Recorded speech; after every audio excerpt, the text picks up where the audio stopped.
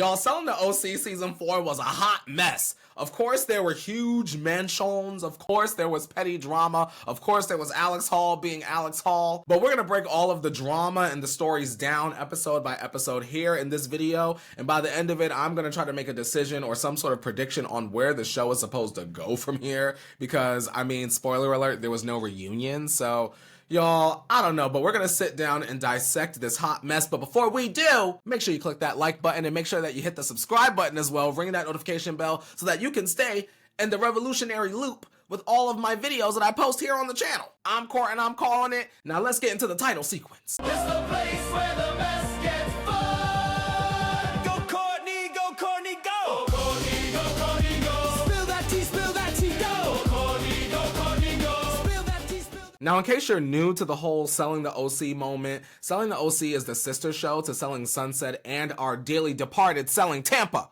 RIP to the queen. Now, on the drama spectrum, I would say that Selling the OC is like on the far end of like high drama. They be fighting like cats and dogs on Selling the OC. Selling the Sunset is sort of like the middle ground. Like, yes, there's drama. Yes, we're going to talk about it, but I feel like it never really feels like rawr, outside of that previous season. And Selling Tampa, if I'm remembering correctly, is on the low end of the spectrum. Like, I don't remember there being like a lot of really passionate fights in that season of Selling Tampa we got. By the way, we needed more of that. I'm just putting it out there. I do think it's important to mention that Selling Sunset and Selling the OC are two very different shows that just happen to live in the same universe, right? So Selling Sunset to me reflects Los Angeles. It's very progressive. It's very forward thinking. It's a little bit looser. It's a little bit more groovy, baby. I mean, think about it. We have Chriselle, our queer lead. We have Chelsea, a black woman, as our lead, sort of like our main characters when we start off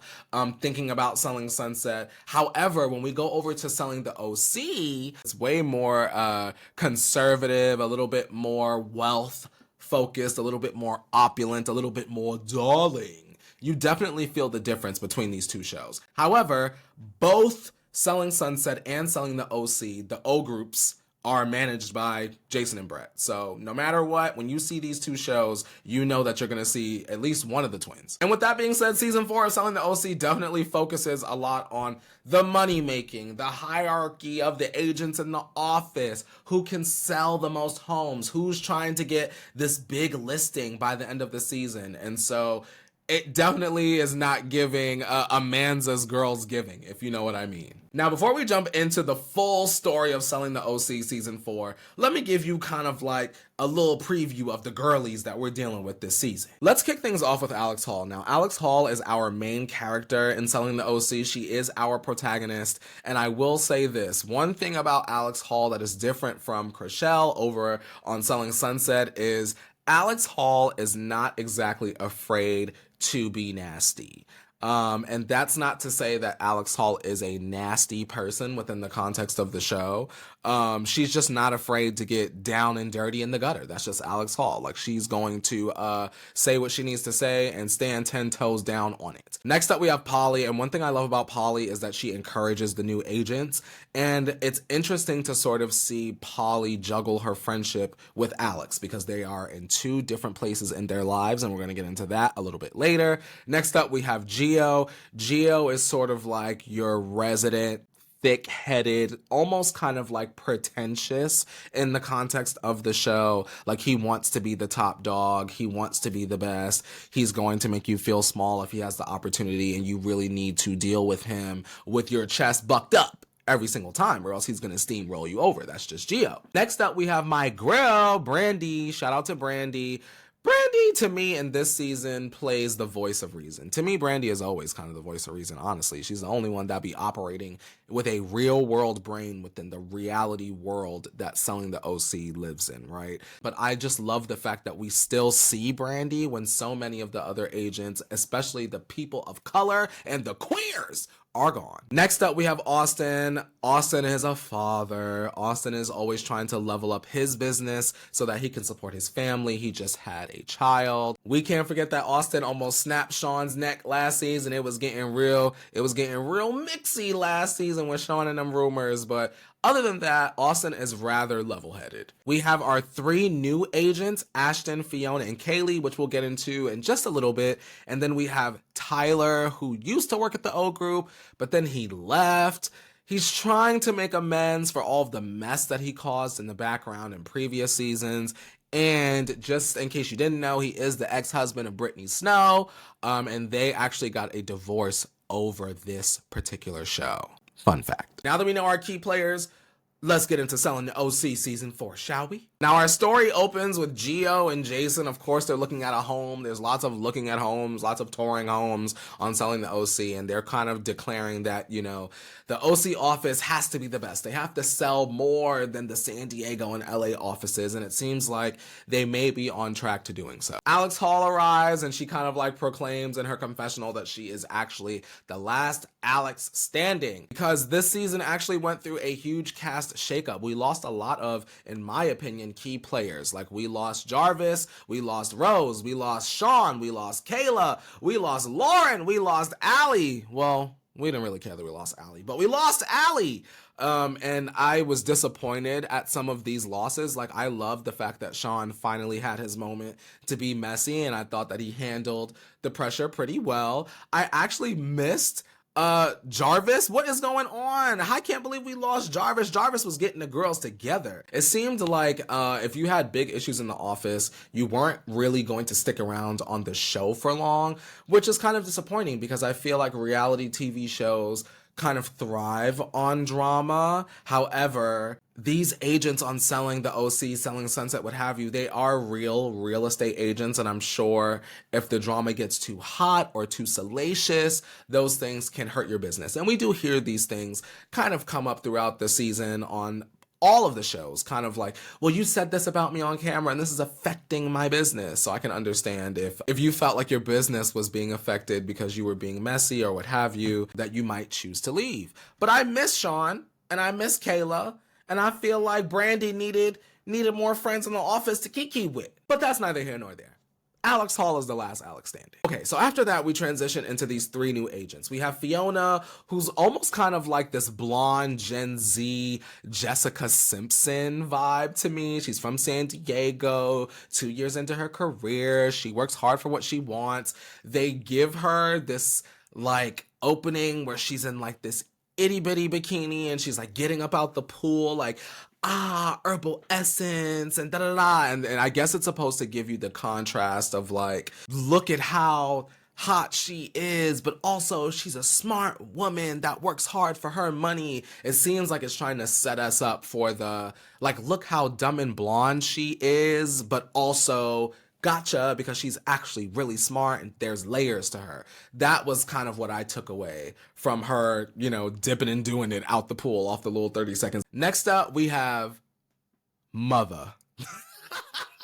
Figuratively and literally, we have Mother Ashtyn.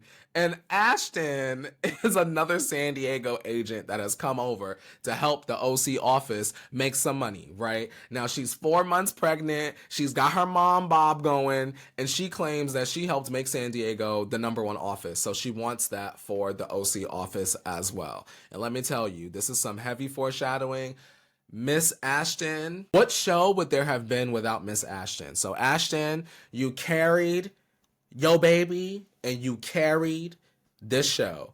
But let's move on. Shout out to Miss Kaylee. She's next up. You know, I really enjoyed Kaylee because she was a little bit different, right? She works in the Coachella sort of like rental luxury space.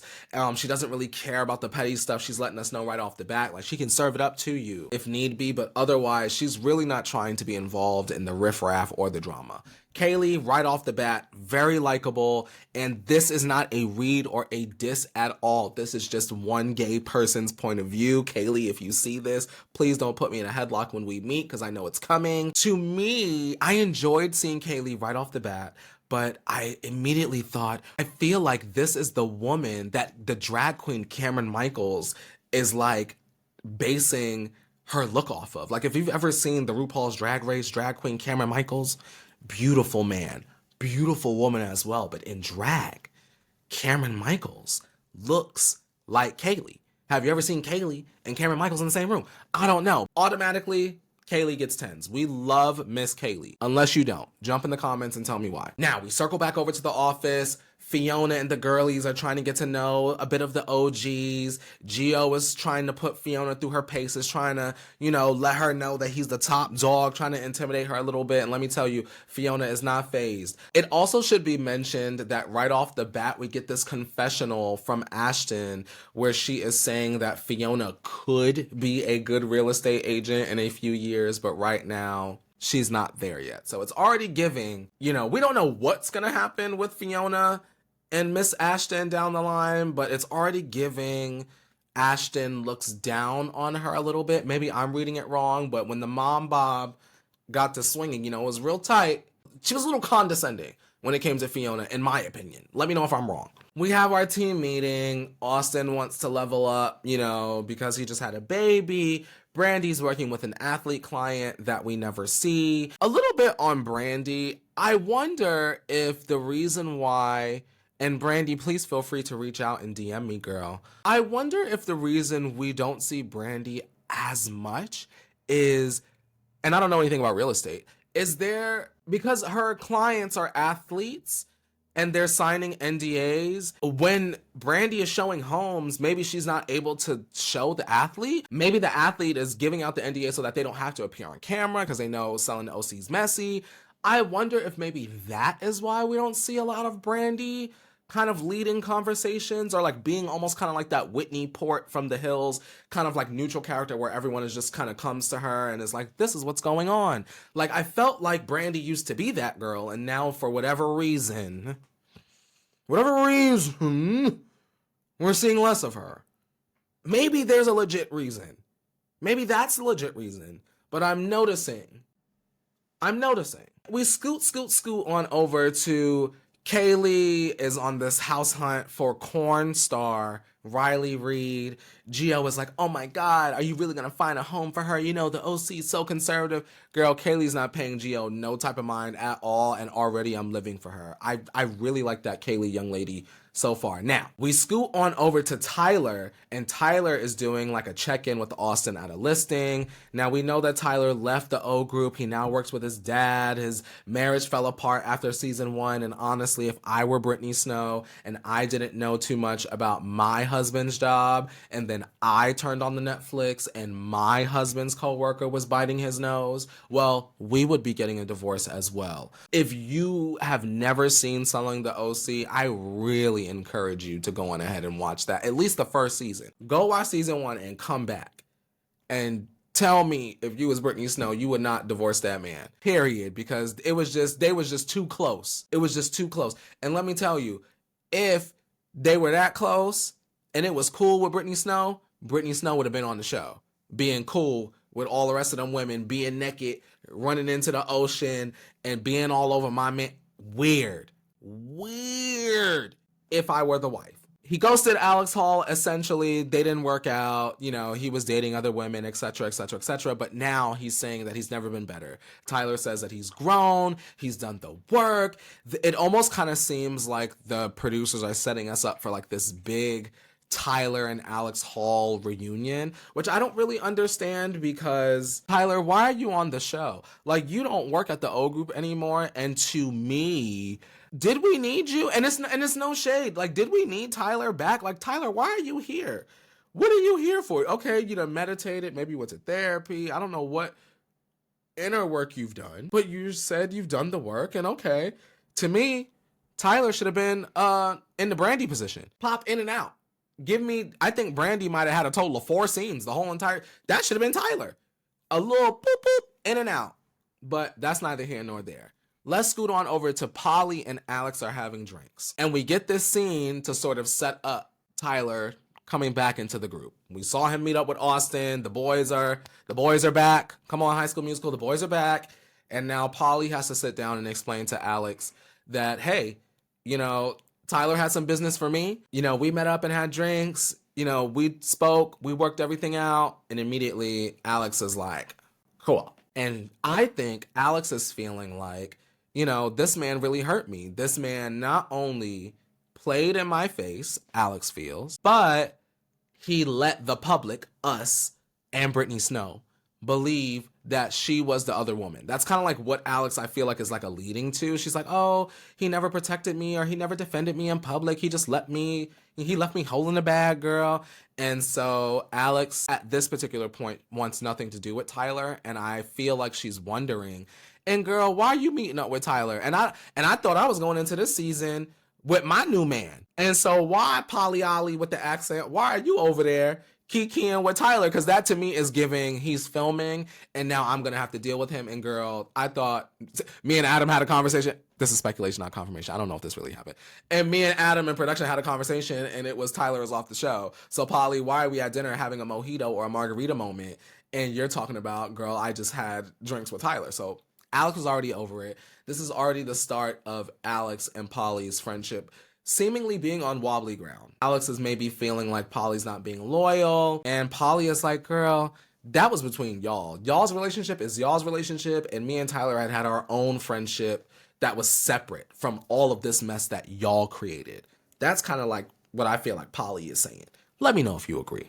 Okay, now this is where we got our pedal to the metal. And I needed this so bad because, okay, first episode, I don't need things to kind of ramp up, but I'm used to that selling the OC. I feel like off rip, they getting into it. So we come back to the office and the girlies are there chilling. I'm already excited because thank God we're seeing Brandy again. At this point, I'm thinking, okay, maybe Brandy gonna get some more scenes and a bigger check this season. I know that's right, Brandy. And they kikiing the girls or whatever, and all of a sudden, Ashtyn, out of nowhere, keep in mind, Ashtyn is new. She's the new agent. We don't even know you too tough, Miss Ma'am, with the baby. But Ashtyn is like, oh, what's the story with Tyler and Alex? Because my friend from the San Diego office told me that while Tyler and Alex were dating, that he had a whole girlfriend. Not only had a whole girlfriend, but Alex was actually the side piece, the side chick, the other woman. Nicki Minaj and Cameron Diaz, she was the other woman. And we don't even know you too tough. So all of a sudden, everyone was like, oh, girl. I already know Brandy was like, oh, here it come, girl. We about to earn our checks, girl. Woo, girl. Sirens going off, girl. And I imagine that the producers were like, oh, yeah, one of the new girls, or like, we already know Brandy not going to feed into it. Brandy, with this her fourth season, she's not going to feed into it. Brandy done already taught us, one thing about them tables, the tables are going to turn. Remember when Brandy taught us that? One thing about them tables, they turn. And we should have heard Brandy. Ashtyn, I don't know if you watched the first season of the OC, but Brandy told us one thing about them tables, they gonna turn. So Ashtyn, why you got up on this camera and said this was beyond me? Brandy, being the fairy godmother to the Selling the OC cast, was like, I know, girl, be careful what you wish for because it's giving that you're wishing for this Alex Hall beef. And one thing about Alex Hall is once Alex Hall have at least 1 or 2 cocktails, X gonna give it to you. X gonna give it to you. We're gonna get into that a little bit later, but Brandy did issue her a warning, a Madame Zeroni warning. She definitely did. Like, girl, if you talk about somebody in this office, if you talk about somebody in this office,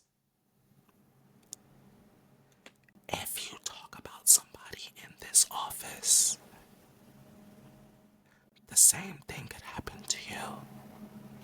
Episode ends. Bam. I was like, okay, good. Fiona was already kind of letting us know in the confessional. Okay, well, Ashtyn, I heard she's a little messy. I don't understand how y'all all be in the office and be like, I heard. Fiona, can you give us some specific examples of Ashtyn being messy? Because that's what I was looking for. I wanted there to be more groundwork of like, oh, Fiona and Ashtyn was already getting into it over in San Diego, and they just brought the beef over here. Like, where are the cameras in San Diego? And what's that? What are they like over there? And why is there no cell in San Diego? Why we don't combine? Anyway, let's get into episode 2. I'm talking too much. Now, episode 2, we jump over to Jason's big Cypress listing. Everyone wants the big Cypress listing. There's a big commission that comes with the big Cypress listing. Everyone wants to prove to Jason that they are the ones that deserve the Cypress listing. And something that I did notice was the fact that Gio and Alex are kind of using this moment to like weaponize Fiona's inexperience and kind of make her look stupid in front of everybody, but that's neither here nor there. That's just Alex Hall and Gio. I was not surprised at that at all. Now, Ashtyn meets up with Alex at, a listing, and you can tell, to me personally, as someone that has been on, in front of the camera, over on the Netflix, I felt like, this is speculation, not confirmation, I felt like production was really hyping Ashtyn up. This is me making things up, speculation, not confirmation. I feel like them producers was like, Ashtyn, you're really being a girl's girl, letting Alex know, that this is what you heard, this is what's going on, and, she's gonna be so, proud of you, or like, not proud of you, but she's gonna be so grateful that you shared this with her. Like, I could see that happening. Or Ashtyn just wanted a moment. Like, girl, Ashtyn, it gives, I'm not new to this, I'm true to this, and I'm not mad at, like, maybe she was waiting for the call over in San Diego, like, Ashtyn, they can only fight like cats and dogs for so long, girl, we need you. They're not gonna hit you, girl, you pregnant, like, girl, we need you, stat. Like, I don't know if that's how it went down, but it gives that. And so Ashtyn reveals to Alex what she heard about Tyler having a secret girlfriend. Shout out to Alex Hall, because she's a professional in the reality TV space. Immediately, she's unfazed. She was like, oh, girl, I already knew that. Let me peep that. What's going on? How did you hear this? And who did you tell? And so the conversation sort of ends with Alex being irritated that Ashtyn revealed to her. And she was honest that she told the other women in the office. But Ashtyn, and we'll continue to see this as a pattern. We love a pattern over here. In the Revolution Detective Agency, we love a pattern because people lie and numbers and patterns don't, right? So we'll continue to see Ashtyn go through a pattern of, well, my intent was, my intent was this, but you received it in this way. Ashtyn was like, well, I was asking the ladies in the office to see if, the rumor was true so that I didn't come to you with something and pour salt in the wound. I'm telling you right off the bat, Alex is already not feeling it. She's already not feeling it. And it's very simple. I feel like Alex and Chrishell are very different. That's number one. They're both the protagonists, but if you watch Selling Sunset and Selling the OC, two very different characters. And I think this is not the difference between the two, but I think it definitely shows on Selling the OC that Alex Hall don't care what y'all think. I've interviewed Alex Hall in the past, and she's basically said this. She's basically confirmed that. Like, she don't care what y'all think as long as it doesn't affect her business. And honestly, I could be on board with that. I think that that's what makes Alex Hall a great reality TV star within the context of the show, is that she really is gonna be mean, nasty, rude sometimes, but then throughout the season we'll also see her be uplifting, caring, encouraging, almost kind of like a mentor a little bit. And you really have to just make the decision whether you accept her character flaws the same way you would accept the good things or not. And I feel like Chrishell is different because right off the bat, whether she was edited that way or not, there was just something incredibly likable about her. And I think that she leaned into that in the beginning. And then once Chrishell, girl, I'm the queen. Then she started letting the Chrishell out. Girl, don't play with me. And we got to see more of her down to earth, confrontational, stand up for herself. Like, more, she came off more strong to me in the later seasons, whether you like Chrishell or not. But I think that Chrishell and Alex are so different as protagonists, and that's what makes Alex interesting to watch. Anyway, they're both in situations where they've been on the show for a long time and these new people come on, and sometimes it may even appear as if they're almost kind of like sent by production to kind of like cause mess and stuff, and Alex just wasn't interested in it. And I get it. I get being a little bit jaded. New people come in and all of a sudden there's a rumor about you planted. Girl, she don't have time for Ashtyn. Get up out my way and get some Pediasure. Kaylee and Gio show Riley Reid the overpriced, wrong fit property. And I hated this scene not because I dislike Riley Reid or what she does at all, but I hated all of the innuendos that Gio kept making as it pertains to her career. I just think it came off gross. And I think what also pissed me off a little bit as a viewer in the context of the show, Gio really comes off as someone that thinks that he is like God's gift. And it seemed like he thought his jokes were really funny.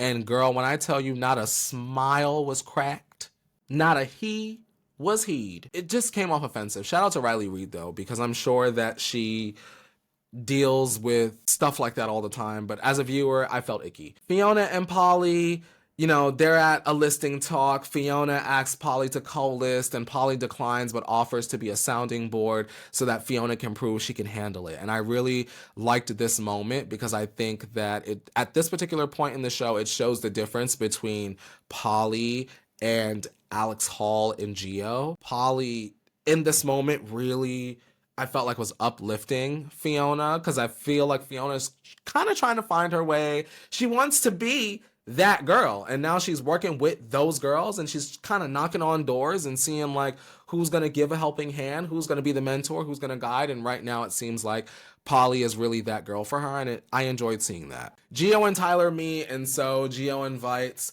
Tyler to his broker's tour. Then there was this really weird girls' dinner. This is not giving Selling Sunset's Girls Giving, but it was really weird. Ashtyn starts telling the story about seeing Tyler at a party.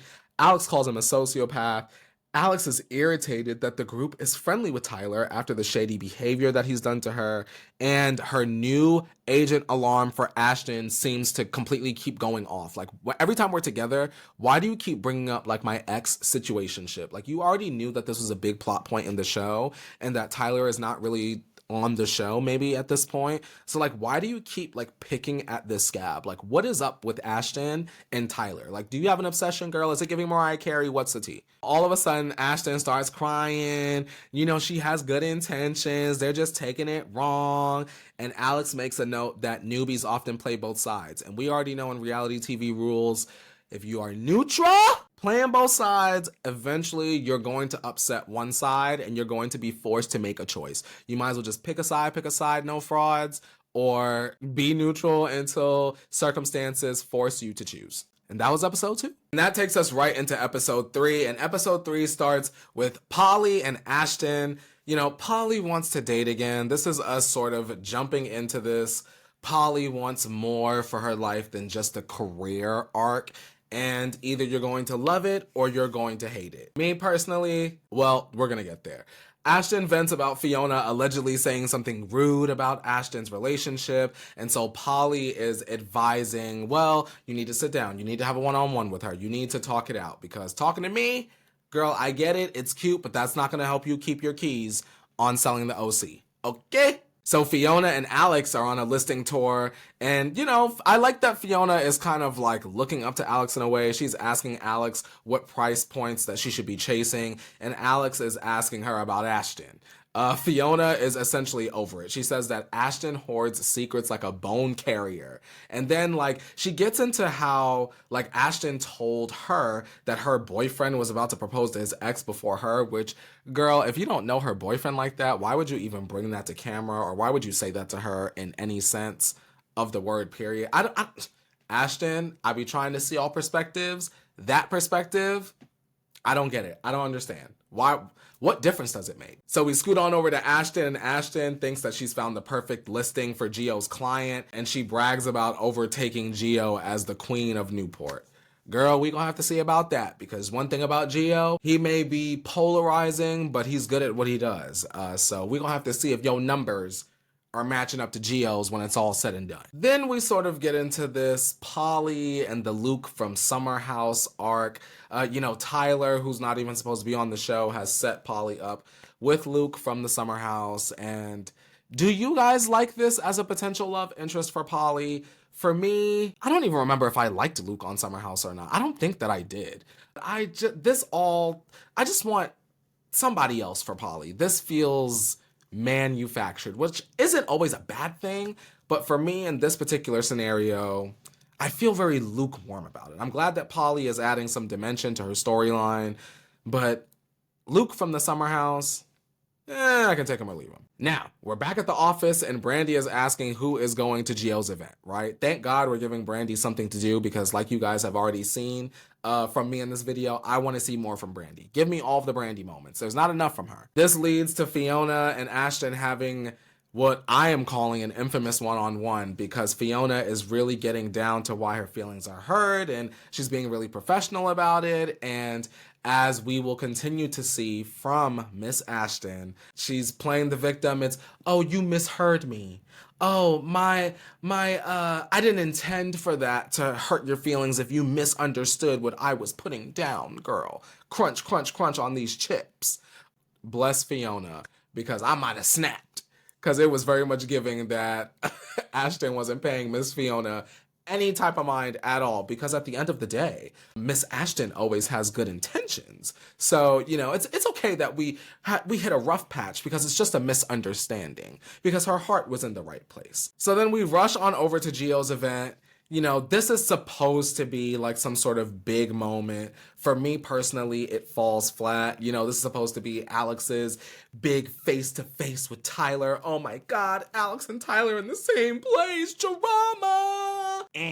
Girl, not interested. Instead, you know, we have Ashtyn showing up. People are making faces because she's there. Oh my God, the mean girls are being mean, but who cares? You know, Tyler shows up. Gio's like, Alex, you know, I invited Tyler. You know, Tyler and Alex have their conversation out on the balcony, in which, you know, Alex is already understanding that Tyler has grown. She's already hearing it from everybody. Oh, Tyler has grown so much. He's changed. He's evolved, girl. He's digivolved, girl, from Agumon to Greymon, girl. He's just grown in all these different ways, and he wants to let Alex know face to face. And honestly, Alex is really not feeling him. She feels as though Tyler left her holding the bag as it pertains to how we are viewing her positioning in the breakdown of his divorce to Brittany Snow. So essentially, you know, we were watching Selling the OC, and we were like, oh my God, will they, won't they, will they, won't they? And then we found out that this is Brittany Snow's husband, and we were like, Brittany Snow, girl, your husband is a little close with these women over at the O Group. So they got divorced. And we know that in the context of Selling the OC, that Tyler and Alex have always had like a will they, won't they. So we never knew, essentially going back to Ashtyn's rumor, we never knew that Tyler was dating other people or seeing other people at the same time he was will they, won't they with Alex Hall. So to us, Alex is the other woman. And, you know, those kinds of rumors and those kinds of narratives will hurt your business. Real estate is a very reputation-based business from what I can perceive. Like, you have to have a good reputation. You have to have strong relationships with people. Your reputation's got to be squeaky clean if you're going to be involved in this reality TV mess. And it wasn't looking good for Alex during that time. It was a negative time for Alex, and I can understand her frustration, right? So Tyler is apologizing. Oh, I'm sorry. Believe me, believe me. Alex was like, okay, girl. It doesn't seem like it's resolved all of the way, but it also doesn't seem like Alex is in the place that she just wants to have this discussion. It's clearly set up for them to have the discussion, but Alex isn't there yet. Okay, so we get into episode 4, and we have Alex and Polly getting their pedicures. And then we have this conversation about wiki feet, and Alex is looking up her toes online and seeing what y'all gotta say about the soles of her feet. And of course, the girls are gossiping and discussing, you know, the relationships in the office. Alex is saying that she likes Fiona and she's not really feeling Ashtyn. She knows that Ashtyn is there to get the TTT. She knows Ashtyn is there to stir the pot. She knows Ashtyn is there to be essentially what I'm perceiving as is missing in the office, which is the drama. Like on Selling Sunset, whether you liked her or not or felt like she went too far, we at least had Nicole to be like, that's the villain. And on Selling the OC, in my opinion, and this is not a read or shade, I perceive the audience, based on the audience conversation I see online, Alex Hall is the protagonist, but also the person that people are like, she's the villain sometimes. So I think by implanting someone like an Ashtyn, it takes the focus a little bit off of Alex being the villain, because she's supposed to be the hero, protagonist. But we have Ashtyn now to focus on. So now we can all say, oh my God, Ashtyn's so dramatic. Ashtyn, Ashtyn, Ashtyn. the people's princess. You know, Tyler has been reaching out to Alex. Alex is saying the ship has sailed.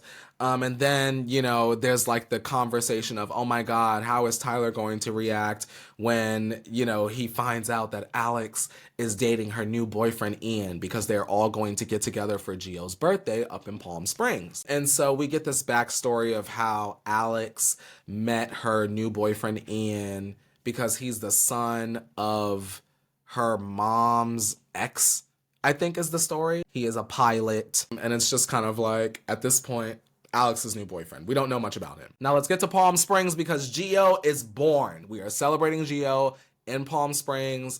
I love Palm Springs. I was out there for Coachella, so this sounds like a lot of fun. You can chill by the pool. It's, shout out to Palm Springs. Ashtyn shows up, pregnant, determined, ready to cause some mayhem. I'm here for it. This is what she signed the contract for. We are introduced to Alex's boyfriend, Ian. You know, he's there. Tyler's outside soul searching while he's playing golf. Whatever. Kaylee demos a listing and explains sort of her revenue strategy, which I really appreciate because like I've mentioned, Kaylee's story is a little bit different from the other ladies. Like she really focuses on that Coachella luxury rental kind of moment. And if you know anything about Coachella, everything is expensive. And for people that are business owners involved in that area of making money, you're making so much money.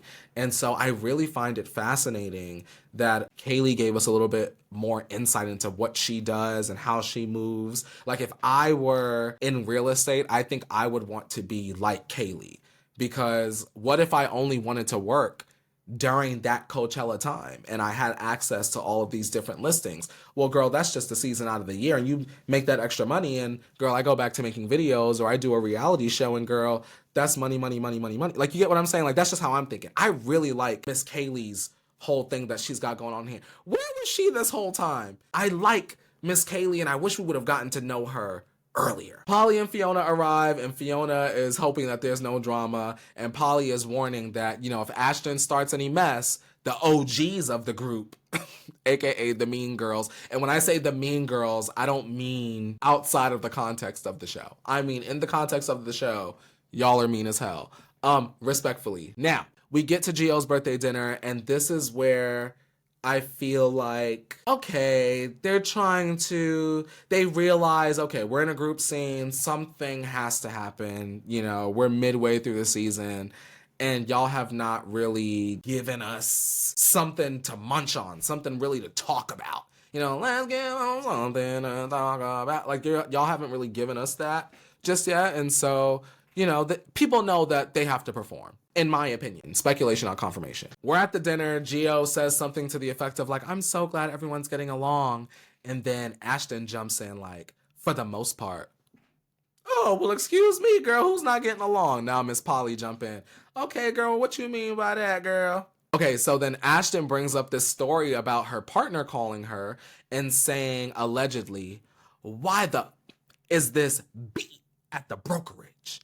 Meaning Fiona had called her business partner, Ashtyn's business partner or whatever, and had asked her, you know, why is this be at the brokerage or whatever. And so Ashtyn starts to cry. Fiona says like their exchange wasn't even heated like that. And she calls Ashtyn an attention seeker in her confessional, which, I mean, I want to ask you guys, do you think that Ashtyn is using her tears and her pregnancy as sort of like, you know, a shield to get everyone to back up off her? Because I'll be honest, I'm not a pregnant person, I'll never will be, but I feel like if I could imagine and step into the shoes, I might feel like I would. Y'all on this reality show attacking me? Not me, the pregnant woman, girl. Where my tears is at? I got extra hormones, girl. Let me squeeze them out. You know what I mean? That's just how I'm thinking. But if you've ever been pregnant before, let me know how you might feel in this situation. Would you even go on a reality TV show if you was pregnant and at work? Let me know.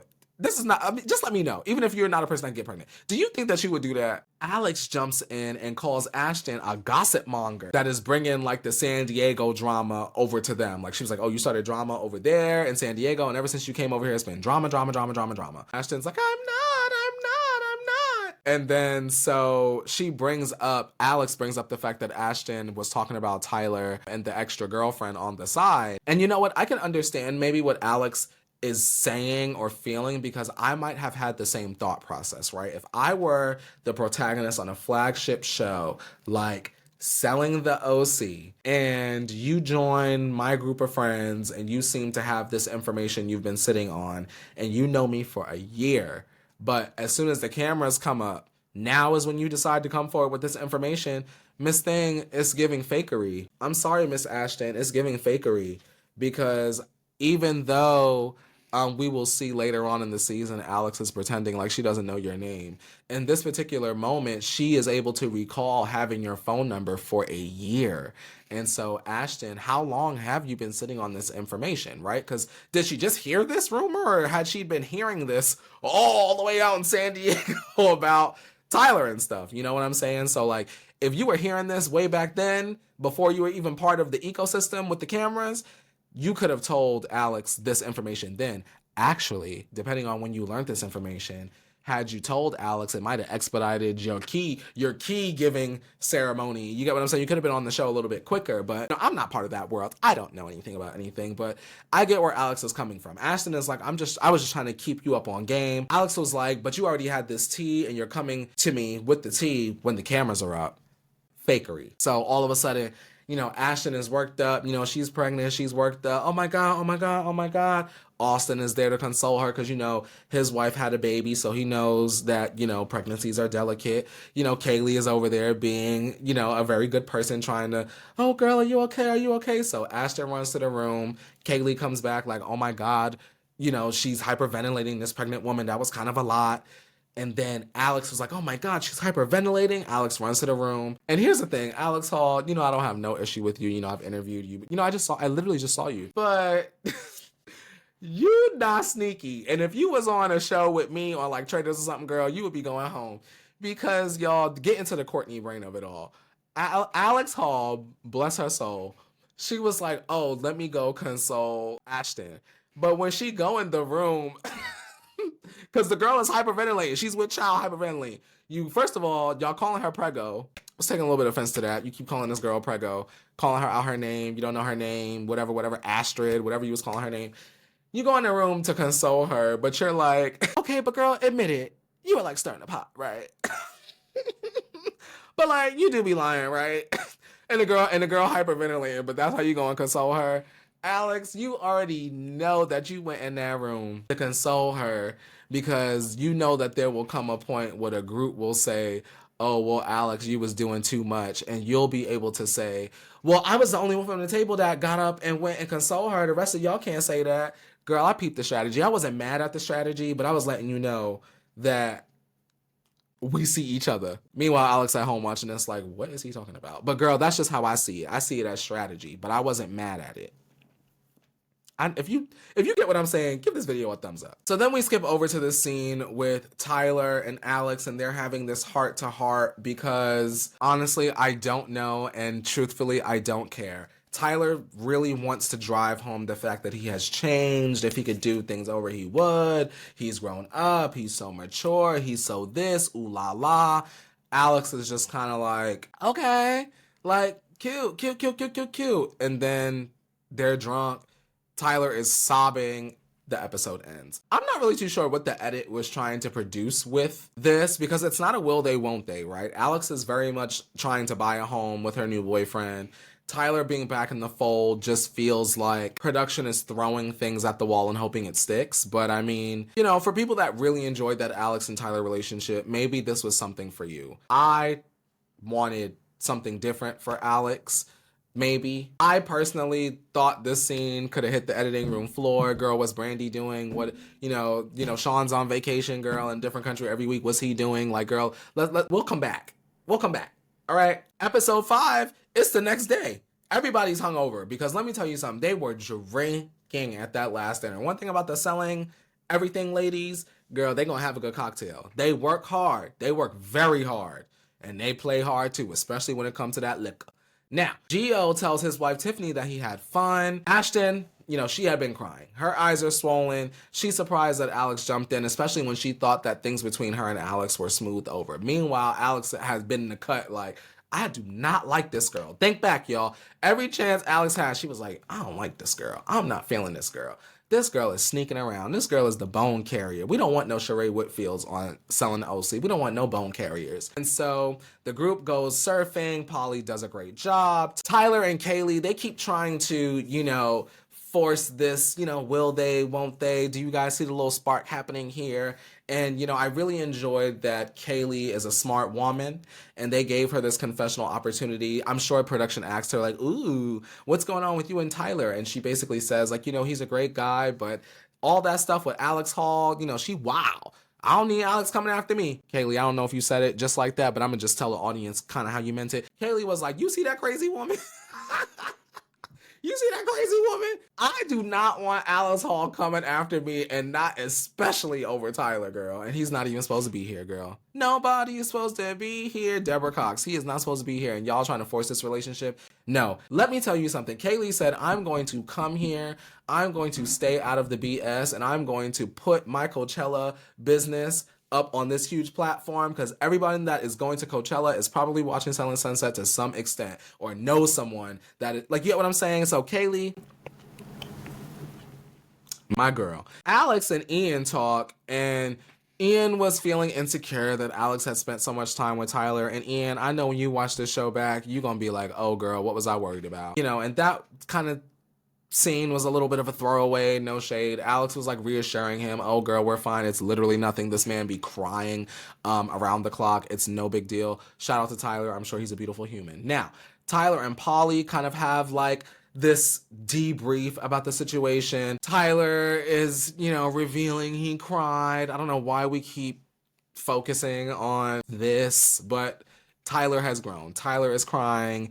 And, I really hope he gets a Kleenex brand deal out of this. Now, by the pool, this is something that's relevant. This is something that I feel like I know that Adam DeVello was like, because I didn't know this, and it made me really appreciate this particular character a lot more. So we have Alex Hall and we have Fiona, and they're, sitting by the pool, and of course they're talking trash about Ashtyn, their favorite activity, because whether you like it or not, Fiona is a low-key trash talker. She's very sweet, very intelligent, and she comes off very like soft and professional. But Fiona, let's get into it. You love to talk trash, and you love to, according to the context of the show, you are looking sort of like a mentor. And if you love to talk trash and you find your way to Alex Hall and y'all both love to talk trash about the same person, you got a friend in me. Now, so they're talking by the pool, and Fiona sort of reveals that the reason why Ashtyn's manipulative behavior is so triggering is because she herself was in an abusive relationship. And I think it really shatters a little bit of the stereotype that they were presenting about Fiona in the beginning, right? That first impression of her coming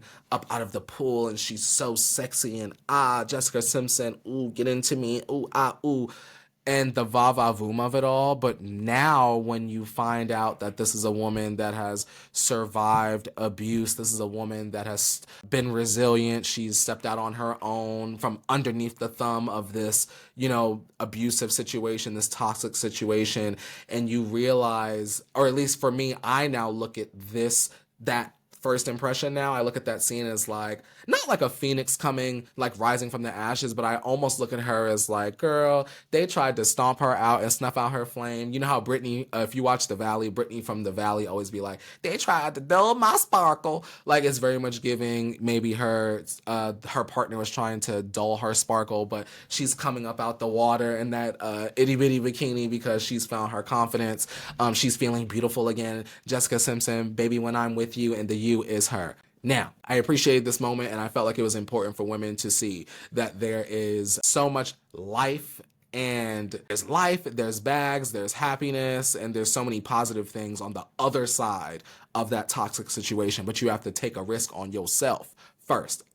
I took a lot away. I be taking a lot away from reality TV. Sorry, y'all, but I really appreciated Fiona in this particular specific moment. She be talking trash, but I like her. Alex is talking about, we was all acting wild, but we was drunk. Miss Ashtyn was acting wild and she was sober. Alex, that's a very strong point. Then we cut on over to Ashtyn, and her husband has arrived, Jeff, because he was up in the area for a bachelor type situation, like a bachelor party situation. So he was there. I'm sure Ashtyn was like, these girls are jumping me. Jeff was like, okay, let me come and handle it. Something I want to point out is that Jeff is 100% team Ashtyn. I really appreciate this. This young lady has to have a teammate, and if it is only her husband and, you know, the occasional brandy nod, we'll take it. This is a scene that I felt like was very forced, but this is just my opinion as a viewer. You let me know if you felt like this situation wasn't super produced and forced. We get to the hibachi dinner. We're still celebrating Gio. Thank God he was born. The conversation of, oh, how did you guys meet? How did you guys meet? And Ashtyn says, oh, me and Jeff met on an app called Luxy because, you know, Luxy didn't restrict me from looking outside of my distance, whatever. Then we cut to Fiona in the confessional and she's like, oh, I thought, or I heard that it was a more controversial app. And now I'm at home like, girl, what you talking about controversial app? What kind of controversial app Miss Ashtyn is on? Okay, so girl, if you're not going to tell us what it is, keep it on the playground. But I had to let her have that moment. I had to let her, you know, build it up. I needed the facts right away. Fiona was like, calm down, Courtney. We're going to get to it. We're going to get to it. So I calmed down and said, okay, girl, I'm gonna let y'all do it. Now, we get into Gio trying to start something. He starts whispering over to Ashtyn, oh, I felt like they was doing too much last night. Alex is like, girl, now don't start nothing, Gio, because I see you being messy. Alex is like, now, don't do it. I know we clocked in, but we gave our all last night. My head is pounding. Let's not do this. And so, you know, they kind of get into it. They start bickering a little bit. But then Ashtyn comes in and is like, oh, Kaylee, how are you doing? Because I heard you was like sniffling and crying earlier on the phone. And then Kaylee was like, honestly, I don't care about none of this. All of this BS is so small to me because my business partner's in the hospital and they are really going through something traumatic that's life or death right now. And all of the things that y'all are talking about, honestly, don't care. Loser, that's boring over there. And honestly, Kaylee, no shade, I agree. You know, eventually Ian is like interrupting. He's belligerent, he's drunk, he's annoying, he's like a big old thick toddler, and Alex got to send his behind the bed. Thank you. Eventually, everyone else leaves because they're too drunk. They're all making these little comments like, ooh, Kaylee and Tyler, ooh, they're going to get together. Don't stick your tongue down his throat, girl. We can tell that production has forced them into this scene. Jesus Christ. And so they start talking about, you know, I think it was this was Kaylee, oh, I don't know how to open up to people, and, you know, I'm going through some stuff, and Tyler's like, oh, I used to be the same way, but you need to open up to people because, you know, life is better when you open up to people. And it was like, okay, are y'all about to cry? Let's move on. Now, the next day, Fiona and Polly debrief, right? And Fiona says that dinner turned into trauma dumping and that she didn't like the way that Kaylee was expressing herself at the table in terms of saying that she didn't care what everyone else had going on. Honestly, Fiona, you know what? I did like you the last scene and I still do, but girl, not you picking a fight. Like, you didn't pick a fight, but like in this particular scene, you like making something out of nothing, girl. You were in Kaylee's position. I'm sure that you would feel the same way, that all of that, what y'all talking about, is really all types of nothing. No shade. You know, we had to let Fiona have her moment. Listen, I would rather Fiona give something that literally makes no sense to me personally as an audience member than to give nothing at all. You can't just be a pretty face. So Fiona, if you're upset that Kaylee said that, girl, you can have that. Now, Gio and Tiffany are packing. They both agree that Ian is annoying.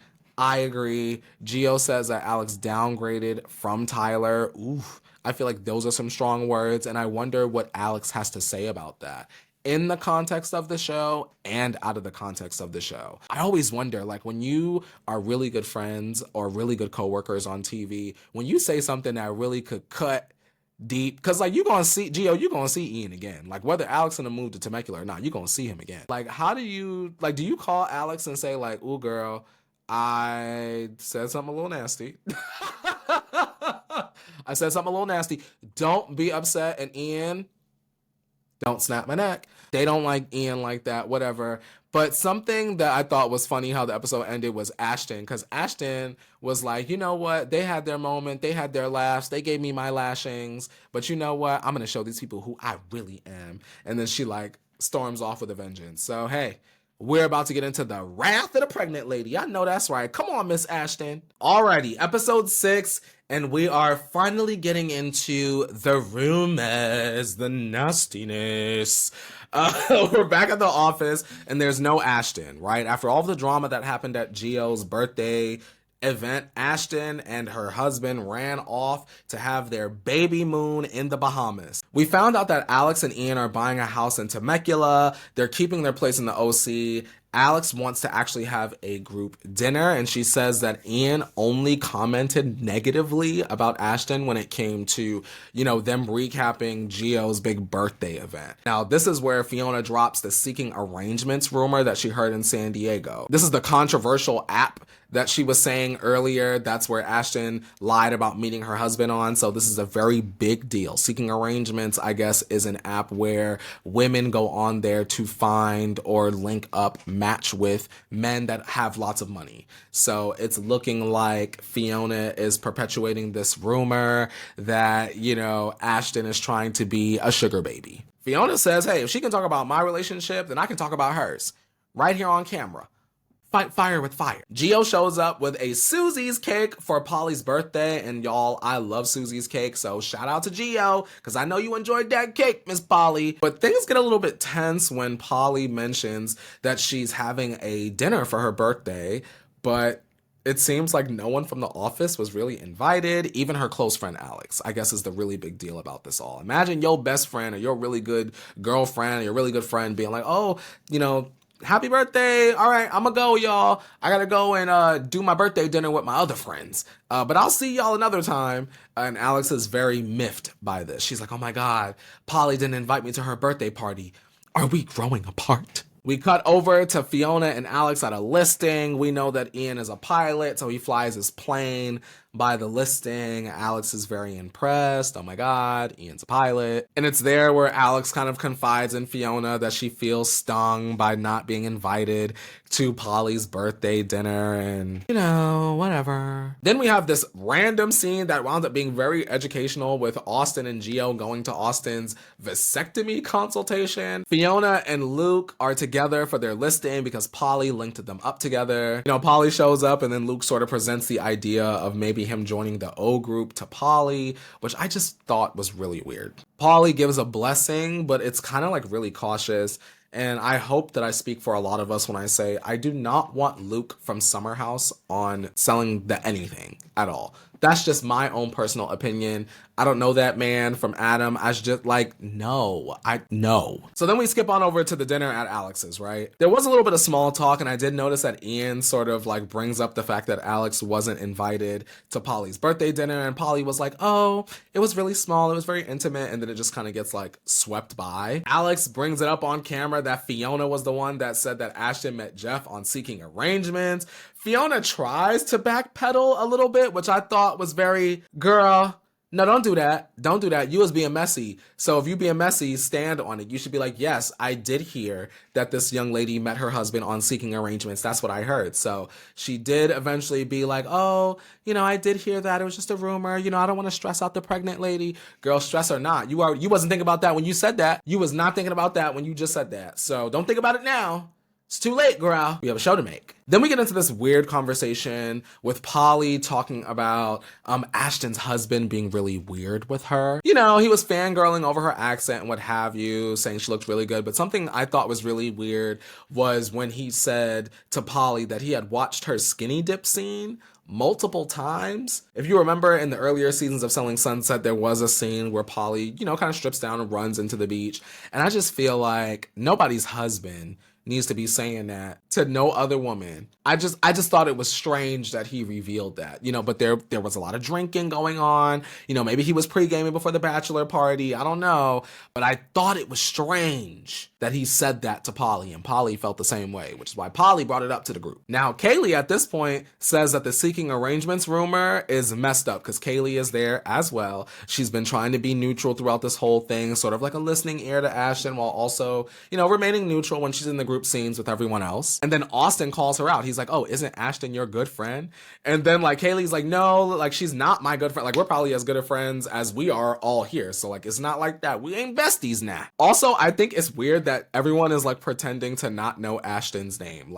I think they called her Asher, Astrid, but then it was also revealed previously that I think Alex had Ashtyn's number for a whole year. So you don't know her name, but you have her phone number. It was just, that part of it felt mean girl bullyish to me, especially the fact that Ashtyn wasn't even really there to defend herself. I didn't really like this group scene too much, to be fair and honest with you guys. It just felt very mean. And I know what I'm getting into when I watch Selling the OC, but this particular scene, it just felt mean. Kaylee is kind of over the click vibes. Kaylee is we see each other. She kind of wants to make her own decision about Ashtyn herself. And I so get that. Eventually, the notary arrives. Alex signs the paperwork. And Gio thinks that Alex and Ian are moving too fast. Well, it's too late for that. Alex is a grown woman and she's made up her own mind. You know, Polly and Alex tour another listing. Alex confronts Polly about, you know, basically being snubbed for her birthday dinner, especially when the birthday dinner was in Alex's neighborhood. And it seemed as though, according to Alex, that all of her and Polly's mutual friends were there.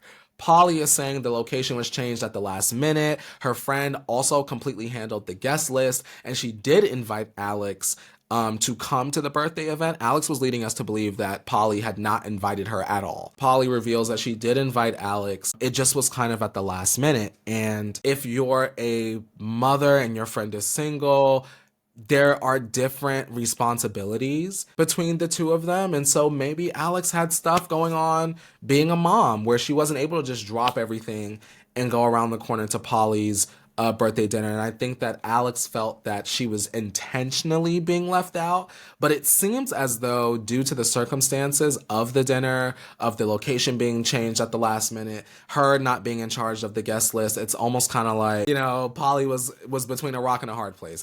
Let's talk to the friend, right? Where was her mic pack? Because friend, why you didn't invite Alex? Do y'all have beef?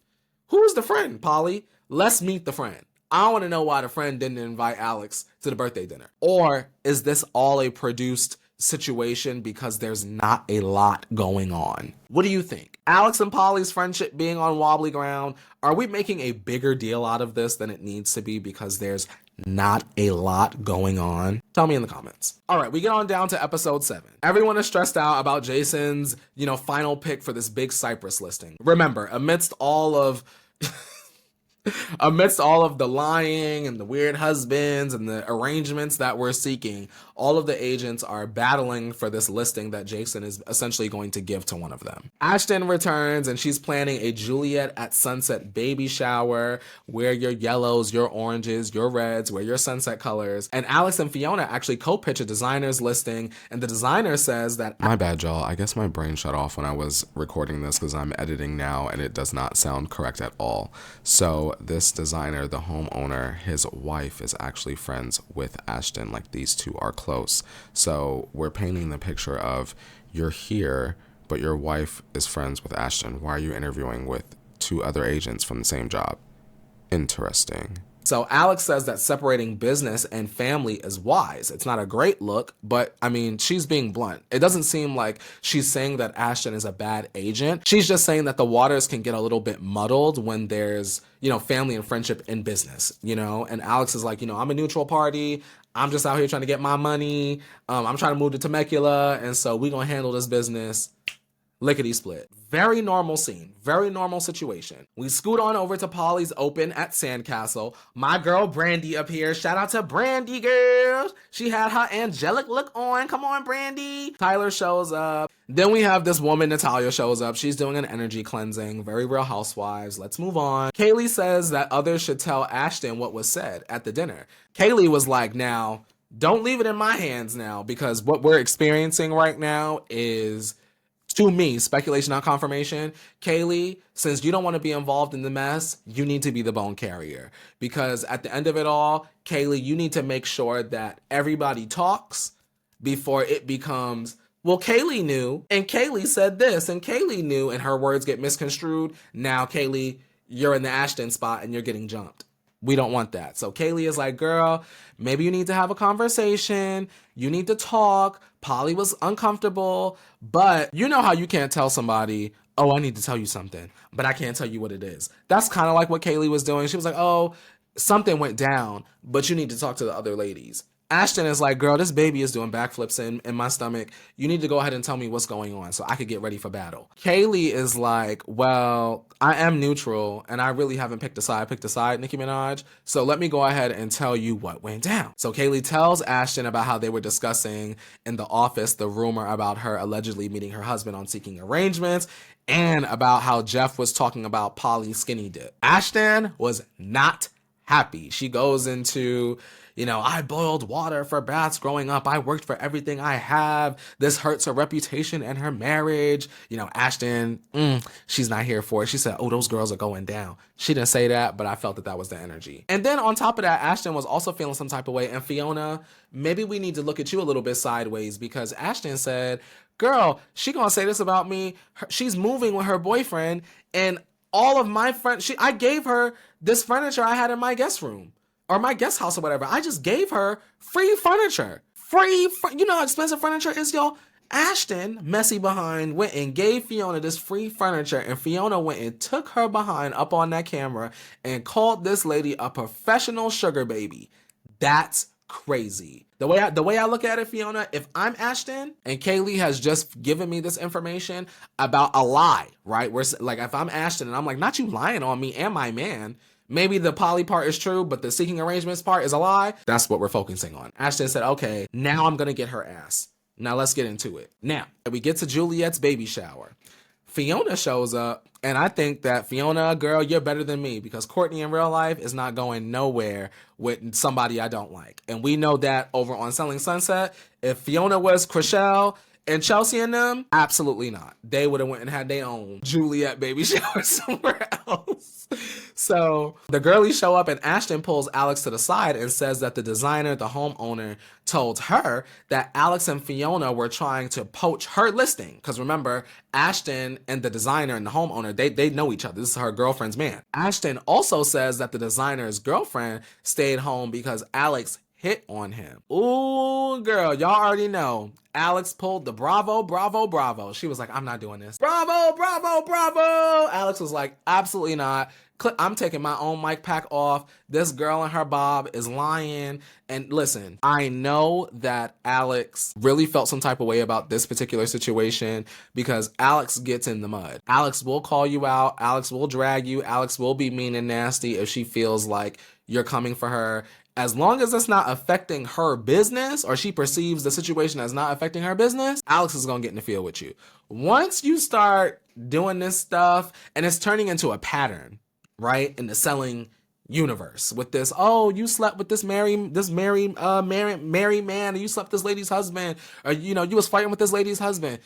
These are the kinds of things that will affect your business. And so Alex did what I would have done. I also would have, girl, we're not bravo, bravo, bravo. Not these multi-million-dollar homes I'm trying to sell. I'm trying to feed my kids. I'm trying to get my drunken toddler boyfriend this home in Temecula and have him fly us around town. Okay, and Miss Ashtyn and your Bob, we're not playing with you. We're not, girl, you're Hillary Duff. You're playing with fire, and you're gonna get burnt. Ashtyn then goes and approaches the other ladies, and Fiona is like, girl, come on. That never happened. Fiona was also there, so, like, we have a witness. Like, she was like, that never happened. Everything stayed professional. And Ashtyn was like, everyone talked rumors about me. Now they can get it back. Girl, Ashtyn, I don't know if it's come get your baddies chained, but you gotta come get something. You gotta come get this 10. Because, actually, I'm not mad at it. I'm not mad at it, because don't lie on my husband. And don't lie on me, Fiona. If you gonna knuck, you got to get ready to get bucked. That's all I'm gonna say. But let's get into this finale. Episode 8. Let's wind it on down to this finale. Let's see if the fireworks are going to crack. Let's see if the fireworks is going pop, pop, pop. So we're on the rooftop with Fiona and Alex. They're debriefing about the homeowner and designer. His name is Andrew, and we find out from Fiona that Andrew followed Fiona on Instagram, and Fiona DM'd him and was like, listen, I'm hearing that, me and Alex were being, unprofessional with you or inappropriate, hitting on you, what have you. We just wanted to clear the air. We're so sorry. We apologize. We're professional women, da-da-da-da. And Andrew writes back, and we see Fiona show Alex the receipt, which is very important. She shows her the receipt that he has written back, and it's like, oh no, girl, Y'all was very professional. Like, that's not even true. I don't even know what's going on. Da da da da. So now in this scene, we're like, okay, you know, if you was on the side of like Ashtyn or Alex, you might feel like, okay, now I'm on Alex and Fiona's side because Ashtyn is confirmed to be a liar and she's messing with somebody money and etc. etc. etc. Now we cut to Ashtyn with Andrew and he gives Ashtyn the listing. This part was weird to me. And also, when was this filmed, right? Because the rumors and the nastiness are out. Alex, we are saying that you were flirting with this man. Man DM'd Fiona and is saying, well, that's not true. But if I were the man, I'm mad that you done made me look messy on TV and I'm not giving you the listing. But I'm giving you the listing. And there's no mention of Alex and Fiona and the rumors and the nastiness. Weird. Adam DeVello, Skylar, somebody has to talk to me. That does not make sense, and y'all are better than that. If I picked up on that, I know y'all picked up on that. Why was that never discussed? The fact that we have no reunion to answer that question, cuckoo bananas to me. Anyway, we get a throwaway scene with Polly and Luke next. Kaylee meets Diplo at a listing next. Alex and Ian are packing. Next, boring. We get on over to the O group party. $1 billion in sales. Jason is finally about to announce Cypress. Brandy, bam, it's time for her celebrity cameo. Brandy pops in like Batman girl, looking divine from head to toe. Shout out to Miss Brandy. Tyler and Polly toast to Luke, right? Alex joins and Tyler is happy for Alex and Ian. And then we come to find out that Tyler is also seeing someone down to earth. Now, we don't see who this person is, and I'm praying that this is not like alluding to if they decide to squeeze another season out of this, that this winds up being like Tyler and Kaylee, because girl, it's time to turn the channel after that. Fiona shows Kaylee the DM from Andrew.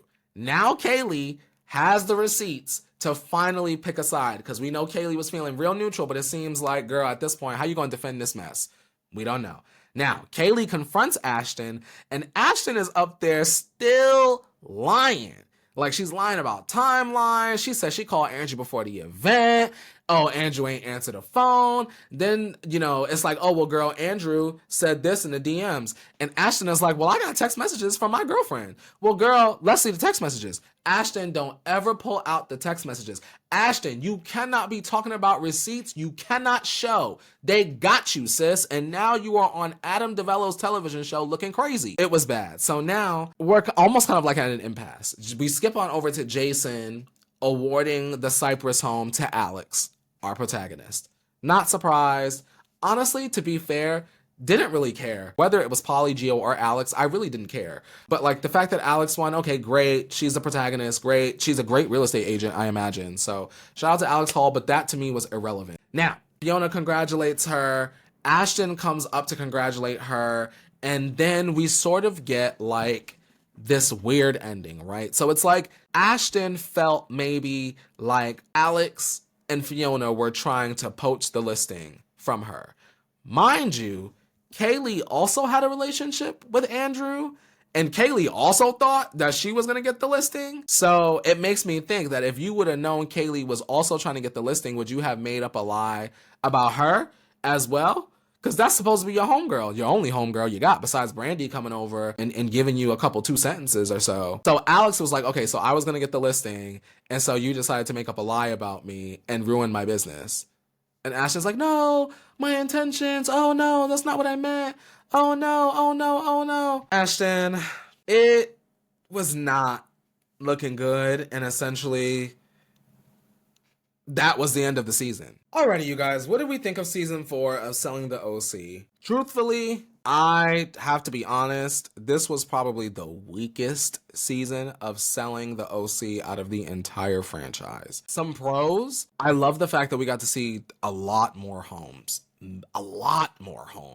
But I felt like we were seeing homes to kind of compensate for there being lack of content everywhere else. It felt very lackluster, right? And then even the ending, lackluster. We know that on Selling Sunset, there was like a finale or extra scenes to the finale that we didn't see. And I'm wondering, is that the case here?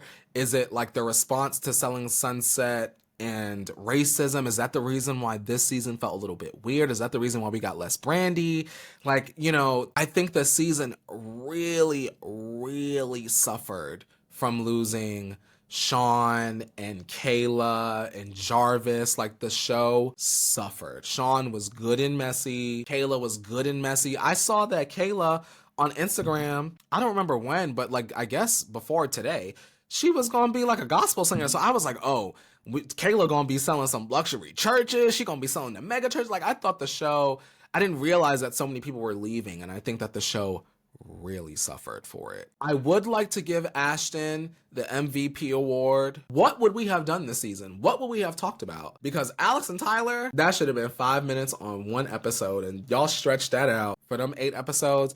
It wasn't good. If Alex is moving to Temecula, what does that mean for the show? Does that mean that we get a new protagonist? Because I'm not seeing protagonist energy on the roster right now. Also, if we're gonna keep Brandy, this little friend of thing, I hate it. Let's see her in the homes with the athletes. I want more Brandy. I will always shine a light on her. Ashtyn's a good villain. We gotta have someone else to trade off with her. There's gotta be like an A and B villain. I don't think we should focus all on Ashtyn. I don't think right now she has what it takes to be the full season villain. We got to split that. I don't know, Fiona. I don't know if you're feeling messy. Fiona, if you want a little extra check, Fiona, we need you to be a little bit more messy, and we need Kaylee to get you together. What did you guys think of this season of Selling Sunset, and did you have a favorite moment from this season?